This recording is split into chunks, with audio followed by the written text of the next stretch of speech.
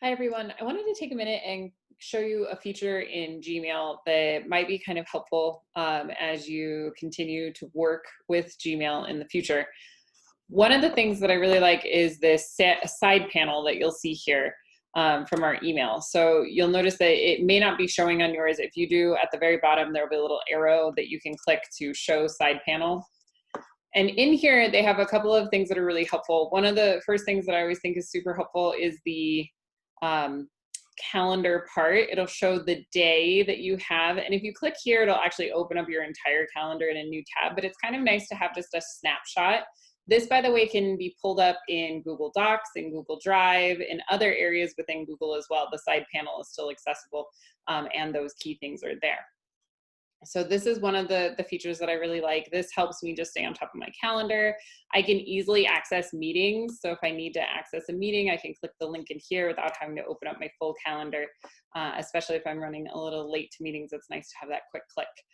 I also have a Google Keep. So Google Keep icon, this is pretty standard. You can take a note.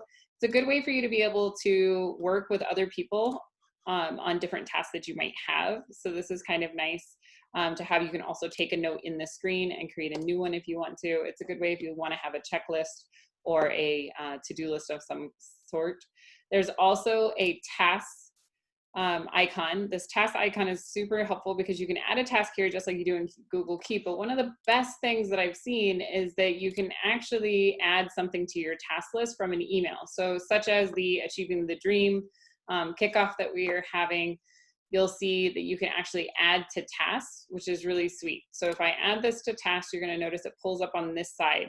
So let's say I'm back in my email and I all of a sudden like lose our email somehow, right? We lose sight on what we're like looking at. I can't seem to find it in my everything. I didn't seem to star it.